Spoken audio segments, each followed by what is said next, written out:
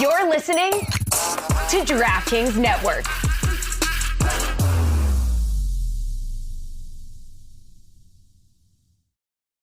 Today's episode is powered by Venmo and PayPal. Look, no matter how your favorite team did this season, there's still one way to feel like a winner, and that's with Venmo and PayPal. That's because you can choose to use Venmo or PayPal to add money to DraftKings in a few taps. You can even transfer your balance if you have one. So, the next time you get paid back for dinner, drinks, or tickets to the game, you've got the option to put the money right back into your DraftKings account. Hundreds of millions of people use Venmo and PayPal already, and there's never been a better time to join them. Don't have a Venmo or PayPal account yet? Don't sweat it. Choose your way to pay and download the app to get started. Venmo and PayPal are not a valid deposit withdrawal methods in Connecticut or Ontario. Gambling problem? Call 1-800-GAMBLER. Everybody in your crew identifies as either Big Mac Burger, McNuggets, or McCrispy Sandwich. But you're the Filet-O-Fish Sandwich all day. That crispy fish, that savory tartar sauce, that melty cheese, that pillowy bun. Yeah, you get it. Every time. And if you love the Filet-O-Fish, right now you can catch two of the classics you love for just $6. Limited time only. Price and participation may vary. Cannot be combined with any other offer. Single item at regular price. Ba-da-ba-ba-ba. This is the Dan Le Batard Show with the Stugotz podcast.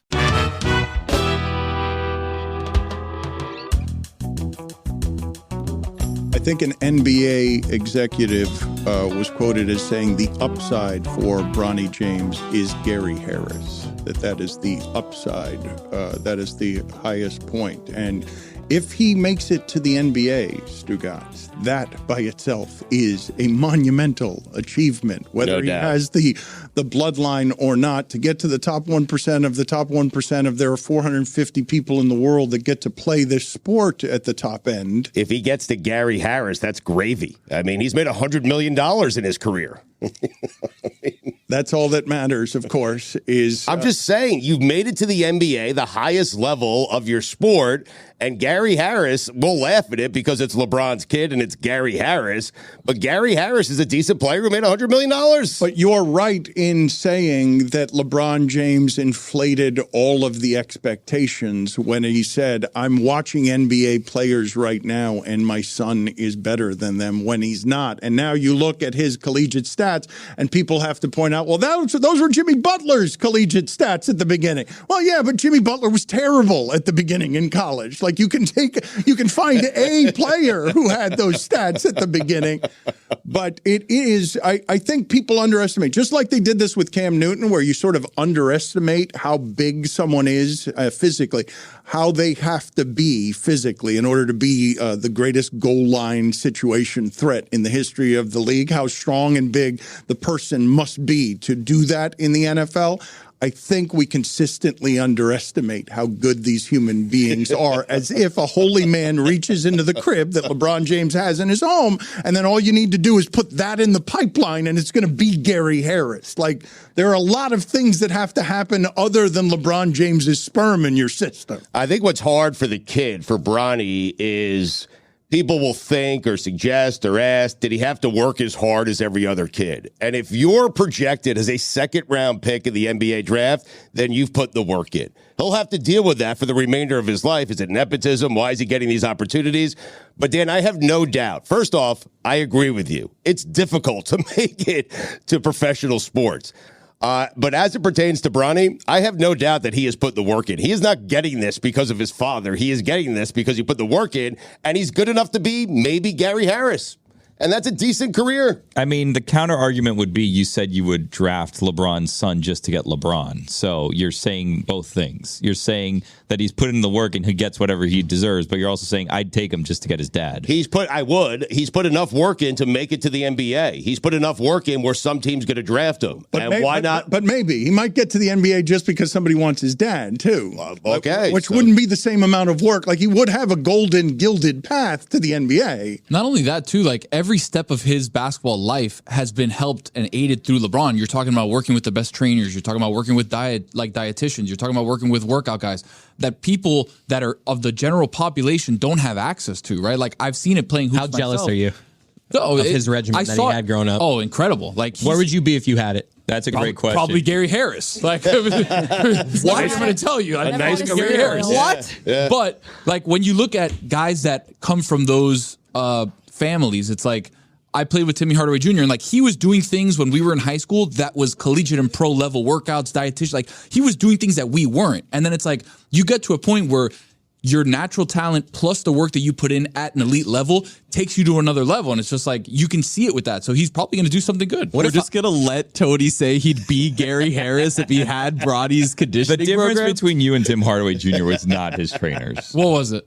It's all the seed oils you ate growing up. That's probably true. If you had professional parents in the NBA. I give up. Now we're talking.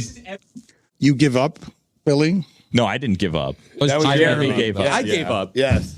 Where would I be if I had his trainers? I think I could go D3. Yeah, I think you're an example of where you'd be. Lipscomb. I made it to D3 without his trainer. I'd be playing basketball at Lipscomb. Lipscomb is a really good school, dude. I think Lipscomb's D1. No, it's Just not. a funny name. I can't believe that I'm talking here about how hard it is to get to the NBA. And Tony just said that if he had Tim Hardaway Jr.'s trainers, he would have made $100 million. Timmy's made like $200 million in his career. Tony, I was right there. Gary Harris, 1 year averaged 17.5 points per game. You're saying you would have done that? If I had the grow up that Bronny did, I mean, I'd be closer than I would now. Okay, and so I just want to be clear on something. I love you. Guys, Tyler Johnson made $75 million in the NBA. Tyler Johnson was way better at basketball than you. Okay, Jeremy, thank you, buddy. Wow. I mean, just incredible. But I'm the one who's wrong here? Welcome. Okay, every conversation with him. Everybody breathe. I need everybody to breathe here because for all the delusions that we've had around here of Stugotz says he would make 6 threes in an NBA game if he's... I actually did. Sorry. Not an NBA game. It was a high school game. He did return a serve from a professional tennis player. With a cigarette in his mouth. Yep. Try that. From Stugotz saying he would make 6 NBA threes to Greg Cody saying he would hit 180 in the major leagues. And that field goal, he would have done it if he wouldn't have gotten hurt that day. Yeah, he pulled a hammy. Yeah, unfortunate. Don't forget I can throw an orange 100 yards. I did not think that the audience could underestimate how hard it is to be these people who play professional sports in a way that was dumber, but to find in our own setting, Tony say that if he had the trainers because he was working out near Tim Hardaway Jr., he too would have $100 million contract in the NBA. Is a level of offensive that I cannot abide. I like it. In how spectacular it is in its ignorance, because I cannot have these people around me. Stugotz already thinks that if he did anything in the world, he would be exceptional at it. We have diagnosed him with an affliction, a disease, Dunning-Kruger effect. We have diagnosed this because he has this. He's a waddling 5'6". Anything in professional sports would result in him immediately being injured and hospitalized. But I can shoot a J. I mean, 6'4". Imagine with that kind of diet, that kind of workout, I'd be an Adonis, Dan. Come on, give me a break. I mean, I did get a hit off Matt Lato. Mm-hmm. I mean, Spud Webb was 5'6". Put me around Spud Webb's trainers growing up, and I mean, $100 million. Boom. Tony, I'm going to ask you to go sit in the penalty box. For being overconfident? This isn't Tony's fault. This is like having confidence in myself. I'm a dog, Dan. That's what you don't get. That's what you don't factor into your equation. When you're doing the math, oh, it's funny, he's doing this. I'm a dog, Dan. I make that shit happen, dude. I don't think you get that. Dude. I'll leave. No. But I'm a dog, Dan. Dan, this is exactly what LeBron did to Bronny. Like what you've done with Tony is you've enabled him to think that he's a second round pick. Bad parenting. It's this. I don't want to put the blame on you, but like apologize. That's why he's here. You said, look at the people around me. Like Tony's here, and you just encouraged him this whole time. I was getting a lecture before the show started about how I wasn't supportive enough of Tony's 800 game hitting streak situation. Oh, that was actually a pretty good topic, though. What is that? It's a dog barking. I was a little slow on that. Oh, because Tony's a dog. Apparently, the sabermetrics community on Reddit is real excited about it. Tony was sure to tell us. All right, well, I'm going to go ahead and set this up while he's away, and I'm going to explain what's happening in the audience. And we have reached official problem status in the relationship with Billy and Tony, because Tony is now. I think I'm fine. He's threatened to strangle you twice today. That's right. Fine. I mean, go ahead. Well, this is where we've escalated to. Tony has threatened to strangle Billy twice today and once in Vegas. And I'm going to explain to the audience why once in Vegas, Billy threatened to strangle Tony. I'm sorry, Tony threatened to strangle Billy. Tony flew to Vegas with a file of carefully prepared material that he had worked 10 days workshopping all around the offices here. And every time he presented the topic to anyone, roaring laughter, engaging debate started, and he has now taken great pride in the sabermetrics community, has grabbed his hypothetical question, which is the following. A baseball player in the major leagues goes 1 for 4 in every single game for many years. Is he a Hall of Famer? 5 years. 5 years exactly. Years, yes. So he has a 5-year hitting streak. 800 games. 800 games, but never has any extra base hits. No home runs. No home runs. So it's just 250 average, 250 on With base. a single. Every all game. singles. Yeah. It was a single that was added to this? That's even worse. What he said is not only that it was a single, there were no home runs. I think all it ever was is he'd go 1 for 4 with a single in every single game. Would that player with an 800-game hitting streak make the Hall of Fame? Yes. I'm on r/Sabermetrics right now, the subreddit for Sabermetrics. The commenters don't seem to think this person is a Hall of Famer.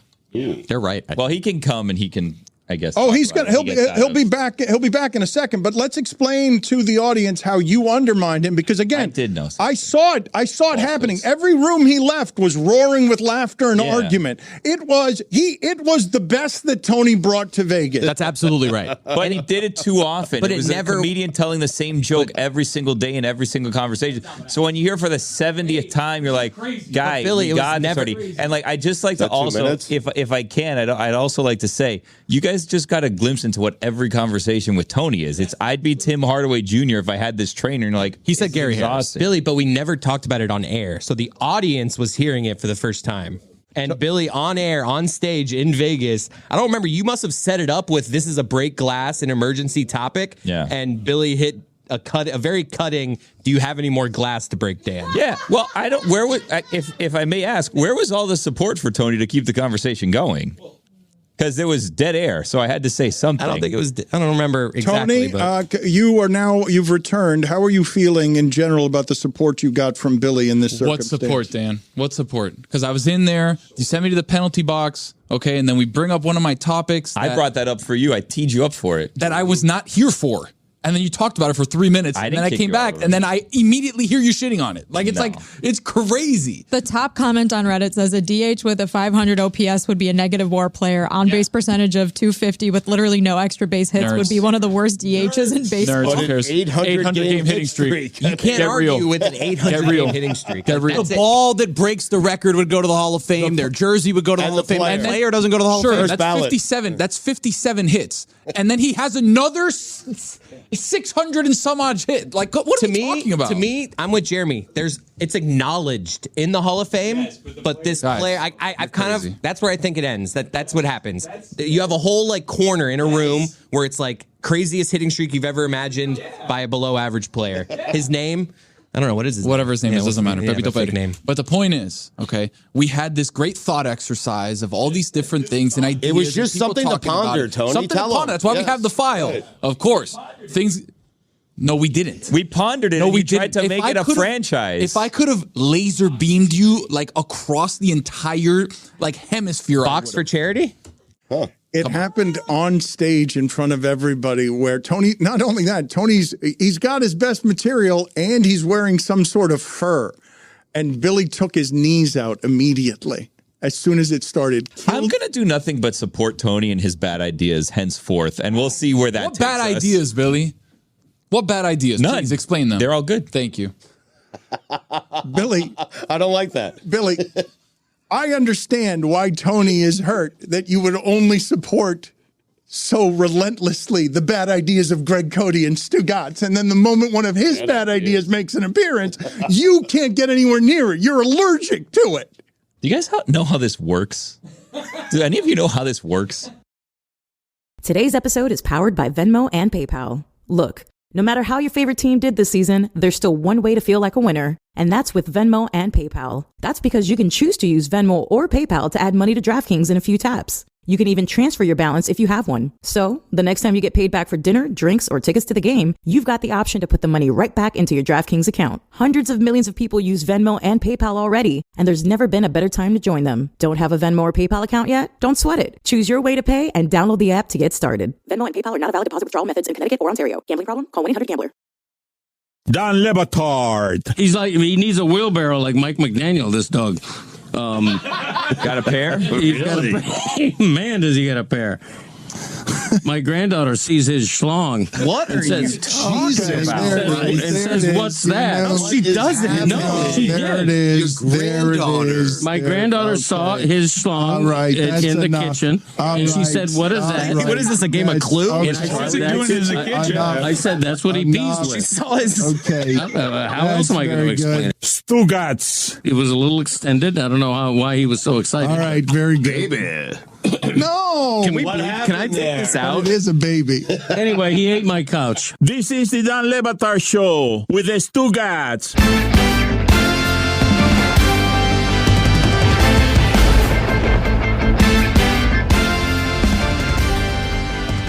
100%, yes, sure. There will always be more flashy players, but if you have an impact on every game for 5 years, yes, you'd get my vote. Now, if it were just on base, meaning walk or one base, I would start to get a bit more shaky.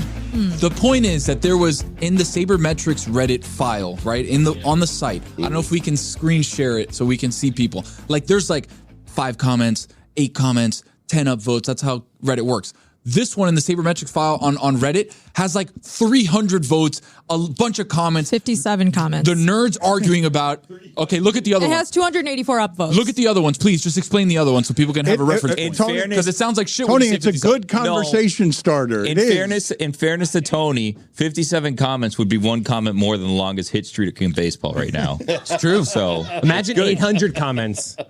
An 800-game hitting streak is hard to ignore. He's right. This has more engagement than almost every other single post on the Sabermetrics Reddit. He started a conversation. It's a We thing. just pondered. In February. Everyone's pondering. In a place, okay, where the smartest minds in baseball go to analyze and look at and research, we made things happen. I don't know why I haven't thought of this earlier. I'm going to text Tim Kirkchin. Okay, let's do that. Also, you can text him, but I feel like his answer has to be definitive, and that's the final answer. Okay. Also, text Boog Shambi, please. And, good Cavs. And then now we need 3. Now we need 3. Right. So who's our Mike third? Scherr? Passing. Now we have 4. Okay. Aberstro. Mike Scherr. No, Mike Scherr's too close to the situation. Yeah. Text David, because if not, he's going to get mad that we're talking about baseball. David would be a good one, though. Why? Because you feel like he'd agree with you? No, I don't know what he'd say, but he'd have something to say at least. So who are we texting, and who's texting who? Boog Shambi. We'll get to that in a second. Boog Shambi. The other day, Stugotz got embroiled in a conversation that we were having around here, and I'm curious what your take is on this, because me and Mina Kimes were disagreeing about something, and the internet, Mina Kimes was laughing at me and what it is that I was saying, and the internet swelled behind Mina Kimes to also laugh at me. But I heard from a number of broadcasters, including Boog Shambi, who agreed with me on this subject, because Mina's retort, and it was a good one to me, wondering if Tom Brady will be exceptional at that broadcasting job at $375 million guaranteed, because the skill set, I believe, is difficult to explain complicated things in tight windows. I believe it's not as easy as people think it is to have chemistry with your partner, and it's why Brady has sat out a year and is practicing and is being very meticulous about how to do this. But Mina Kimes undercut the point I was making by saying, yeah, Tom Brady has a lot of difficulty in football deciding things in 2 and 3 seconds quickly when faced with complicated subject matter. And everyone roared and applauded. What an idiot Dan is. Funny line. It's a good comment. And agreed with her, but I kept hearing from broadcasters like Boog Shambi saying people are really underestimating how difficult it is to be good and interesting in this job in a way way that stands out. You don't get to just sit there because your name is Tom Brady. But you all expect Tom Brady to be great at this? In tight windows, you're expecting him to be exceptional. I'm expecting him to be great at it because he's been great at everything he's done his entire life. But I'm with Boog on this. Like, I think it's trickier than most people either realize or they know, because Tom Brady wanted to play football his entire life. He never wanted to be a broadcaster, and now he's walking in and he's filling big shoes in Greg Olsen, who became exceptional at doing things and making points in very small windows. I'm surprised. So there's no guarantee Brady's going to be great at it. I think he'll be great, but I think broadcasting is really, really I'm just surprised at the number of people who think the skill sets are the same. To be able to break down a defense in 3 seconds with your eyes and your arm and to be able to do it with your mouth are two different skill sets. Right. There is a difference between what Tom Brady's going to be doing and what Boog does, though. Like, Tom Brady's just commenting on the plays in the game. He doesn't have to keep things moving. He's explaining to the layman what it is that he sees as someone who's an expert. But Boog wasn't defending how hard it is to be a play-by-play guy. Boog was surprised that the internet took up Mina's side so convincingly on a color analyst just sits there and it's easy. Right up until people start complaining about all the color analysts they complain about, because those are some of the most unpopular people anywhere in sports. Just because he was good at great at playing football doesn't mean he'll be great at this. I think he might be, but I have no idea. It doesn't guarantee that he's going to be great at broadcasting because he made split-second decisions as a quarterback in the NFL. Mark Schlereth does this. Stink. Is Boog one of our 5 or no? Yeah. Right now the 5 is Kirkchin, Passon, Boog, Schur, and then between Adnan and Sampson, we'll go Adnan. Okay, good. That's a good sample size, I think. Okay. I feel good about if we can get a definitive answer out of those 5 people, I trust it. And we can put this matter to rest. I have an idea as it relates to Brady in the booth. Belichick has nothing to do. Now, I'd like to have him weekly on God Bless Football. We should make a call, but we're not going to do that. I think Belichick and Brady in the same booth would be fantastic. You like that? Aren't they not getting along great at the moment? There's some kind of You need some tension in the booth. That's okay. A little tension. A little too much murmur. It needs to be clear, I feel like, Belichick. Those are great play. Mumbling. I watched the Belichick and Saban documentary. I like them both. Same. Belichick and Saban, great chemistry. Make that a booth. Not Belichick and Brady? I want Belichick and Saban. Yeah, I'd watch them because they're friends. They like to I feel like they'd get silly together. Exactly. That's it. The silliness. That's what we need out of them. Stugotz, Brady and Belichick spent 20 years at microphones never saying anything interesting. Means they have a lot to say. On purpose, though. Right. They chose to not say anything. Mm-hmm. That's when they had something to gain, Dan. Now, all bets are off. They're just getting silly together. Some silly willies. I would say that it'd be great. The degree of difficulty on spending 20 years in front of microphones and never saying anything interesting is harder than being interesting always at a microphone. So you guys now want in a booth 2 people who are famously guarded, famously careful, famously uninteresting in their speech. That was different versions. This is going to be Nicky Saban and Silly Billy Belichick. Tell me if it's Belichick and Brady in the booth together. You would week 1, Dan, you would watch the Cardinals take on the Tennessee Titans. First week of any television show that's ever started nationally when George Clooney is the opening guest. And then they get into week 3 and it's a cooking chef from around the corner. But what if it's great? I watched the first time is not an enduring standard for whether it will be good. Also, if I lit somebody on fire the first time, they would also watch. But it's a Cardinals-Titans game. You wouldn't watch a Belichick and Saban Manning cast with a host that they find the Jerky Boys hosting? I don't know what you guys are doing with the razzmatazz effervescence of Brady and Belichick speaking and being entertaining at things other than being football. People who are doing the football, not talking about the football, because neither one of them has ever said anything when talking about the football that you remember. Well, hold on a second. Tom Brady was trying to study to be a stand-up comic, was he not? So, he clearly has the personality. Do we not think so? He clearly has the personality. Yeah, he was going to be a stand-up comedian. And everyone who played for Belichick says there's a wacky side to Bill Belichick. Don't you want to see it? Nick Saban used to drive and throw all of his players off the boats at the lake. Like these nuts jokes. Little Belichick liked the Jerky Boys and the prank calls. These are some wacky dudes.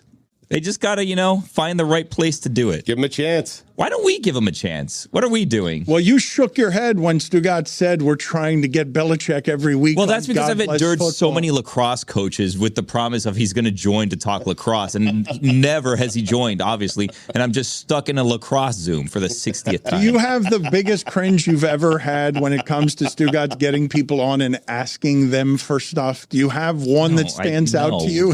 It's all like, yes, I'm like a victim of this crime multiple times. They all blend together. Don Le Batard. All of us who were watching college football elevated everything the weekend was because we missed football in general so very much. You didn't watch the ending of UTEP Jacksonville State. It was awesome. A dizzy. Boom. Mm-hmm. Stugotz. It's such a lane for you. Just everything in college football is awesome. Any single thing that happens, she gets deliriously happy about. Don't you miss viewing sports through that prism, though? Like, I'm envious of Lucy. Like, I wish that I could still be happy. This is the Don Le Batard Show with the Stugotz.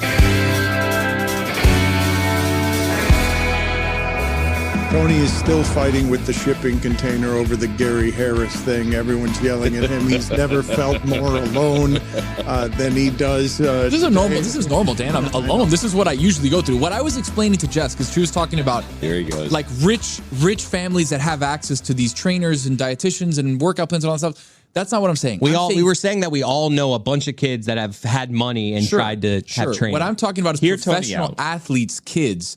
So when you have a dad or mom who's been a professional athlete and knows what it takes to get to a certain level, they can help you in a way that if you have a dork billionaire dad who doesn't know sports, how is he going to help you? No, like it doesn't work that way.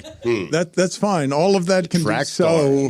You saw me very animated about that, Dan. That's what it was. My argument is that there's a lot of rich people whose kids don't make it in professional sports because, to an extent, you either have it or you don't. But Tony agrees with that. My argument Thank you, Billy, for agreeing with Tony today. Solely that it's harder than you guys think to get to the top of being paid to play. Ask Bronny. That's my point. Regardless. It's hard to get to D3 and play sports. Less hard. Vastly less hard. Also, Dan, another update. I have sent the 5 texts out to our baseball experts. I have heard back from a few. I'm not going to give it anyway. I want to hear, even though Boog's never going to respond to me. He doesn't really respond to me. So I have 4 responses of the 5. And would you like... No, wait.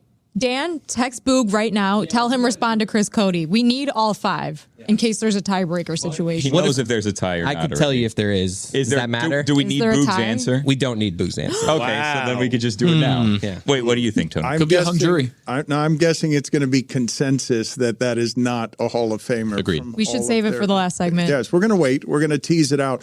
In CSL. In the meantime, what we're going to try to do... You guys need to interrupt me just a little more today. Just a little more today. Yeah, well, Stugotz is right, by the way. I got a bunch of D3 offers, so that shows you how difficult that is. Make sure to do it with time spent listening jokes. CSL. That's the best way to do it. Jemele Hill is joining us now because I am desperate to go viral in this costume with serious subject matter, and I want to ask her some serious questions, but I also want to ask her a handful of silly questions, and I've got a shameful admission to make. Shameful admission for a 55-year-old to make, which is I did not know that the Clippers were a boat until I saw the new uniform design the other day. Wow. I learned that the other day. I'm learning it now. And I'm and am ashamed of it. Surely on the West Coast, Jemele, this is not any kind of news to you. You're judging me as a fellow journalist for my ignorance. This is the height of privilege that I don't know this already, correct? And I'm allowed to not know basic things that people are supposed to know in sports. Dan, I'm judging you for a lot of things right now, the least of which is the Clippers, which I didn't know either. I found out as soon as you just said it right now. I had no idea. I've only been living out in LA. It'll be 6 years this year. So I'm not deeply embedded enough clearly to know what the Clippers with their nickname actually stood for. I am stunned by that. Put it on the poll, please, at Le Batard Show. Did you know the Clippers were a boat before their recent uniform unveil? Yes or no? I knew because of the Fort Lauderdale hotel, the Yankee Clipper. All right. right. So we will find out whether the audience knew that or not. But there is a lot of stuff that I want to talk about with Jemele Hill. And I will tell you, Jemele Hill is Unbothered is a podcast and a YouTube celebration that you should enjoy. It's Jemele Hill on YouTube, at It's Jemele Hill on YouTube, and she's got Mary J. Blige and Method Man on Jemele Hill is Unbothered. Did you uncover any of the good stuff with them? You've gotten a lot of guests here that are top end on Jemele Hill is Unbothered. You're really enjoying this project, I would imagine. What did those two? I mean, these are two people you've wanted to talk to your entire life, right? Yeah, I mean, Mary J. Blige is probably, for my generation, I mean, she's probably the number one female R&B artist, for a lot of us. I literally feel like I grew up with this woman because when her first album dropped, I was a senior in high school. And so when her second album, My Life, dropped, I was in college. So all the heartache she discussed in this album, I could sort of relate to at that point and stage in my life. But the beauty of these two, Mary J. and Method Man, is that I was able to sort of get linked into the Power universe. So I actually spent many hours on set with Mary J. and Method Man because I had a scene with them where I was, of course, playing my favorite character, which is myself. That's always a great character to play. They always, whenever they need a reporter, they need me to do a cameo. Somehow that became my role in the Power universe. But that was really special for me because had you told me as a youngster growing up in Detroit that the literal poster on my wall in Mary J. Blige, someday I would not only share a set with her, but get a chance to interview her, I just never would have believed it. Power is a guilty pleasure for me. Is it still strong after all of these years? The books are kind of the spinoffs have been great, I think. I mean, especially hers. The original 5 or 6 seasons of Power were excellent. Then once they started doing the spinoffs, I was just like, you kind of lost me.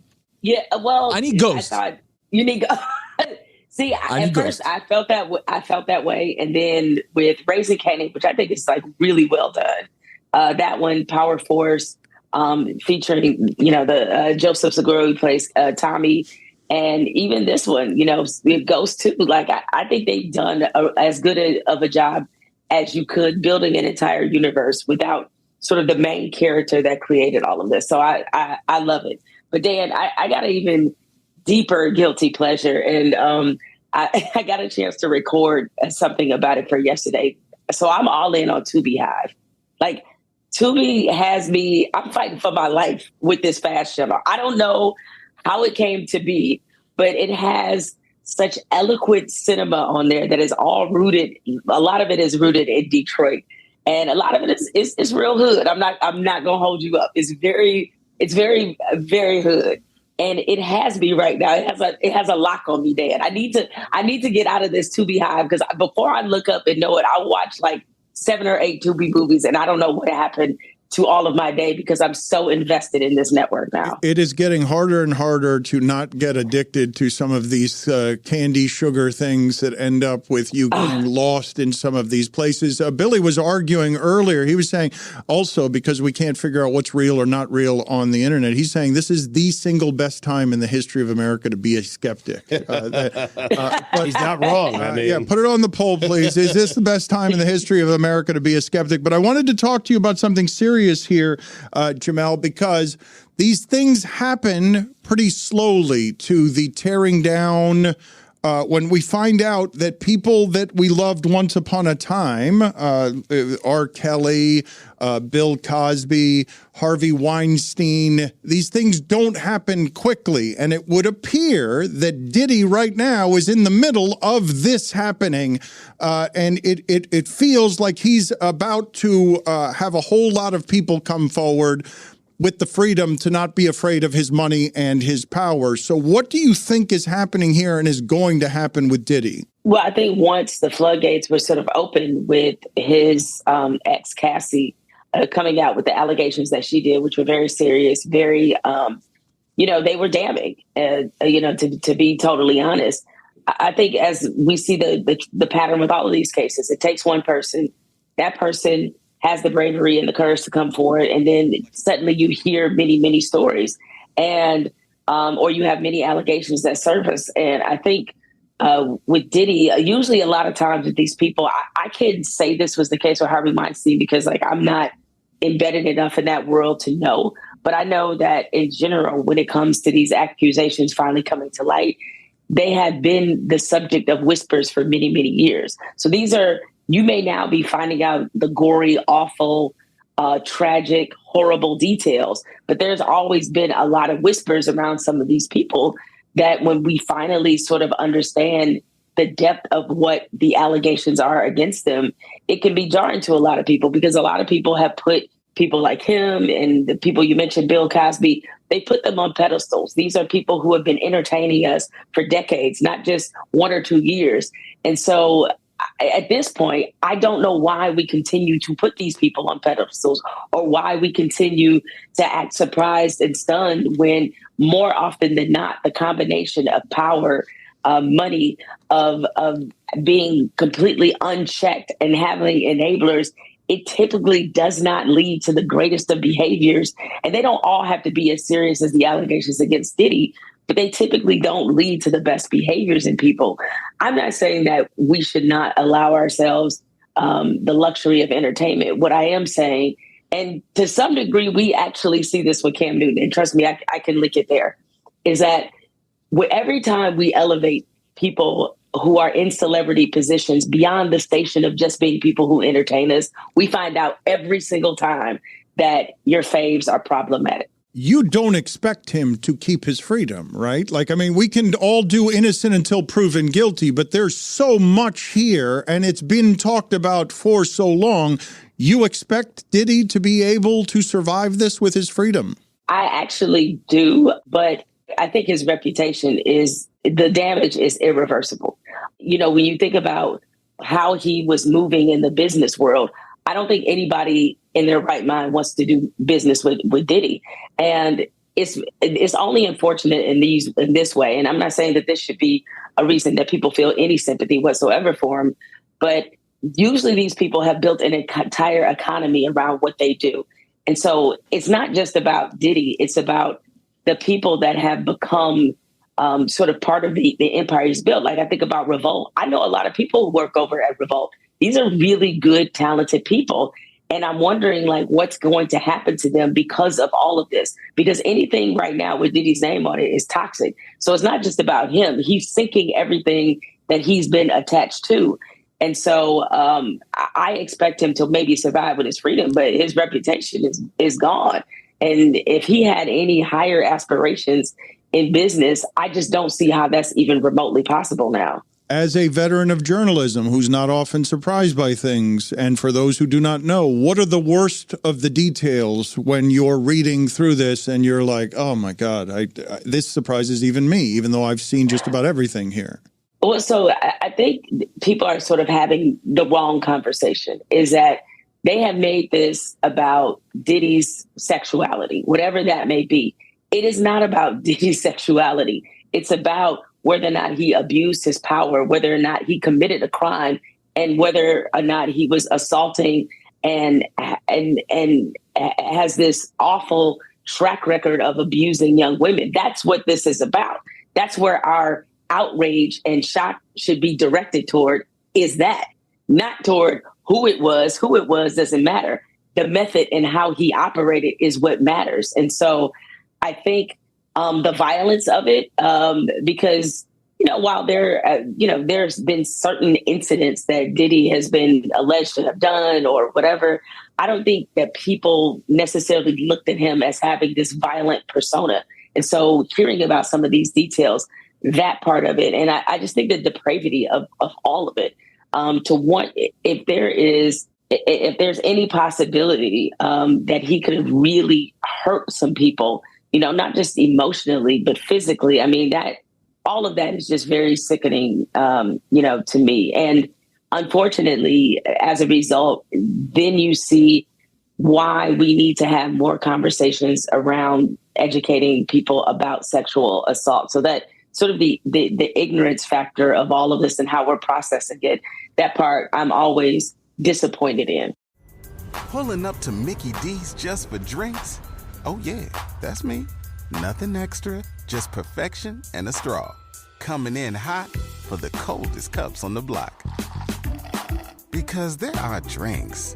Then there are drinks from McDonald's. Mix things up with any size lemonade or sweet tea for $1.49. Perfect with our classic fries. Price and participation may vary. Cannot be combined with any other offer. Ba-da-ba-ba-ba.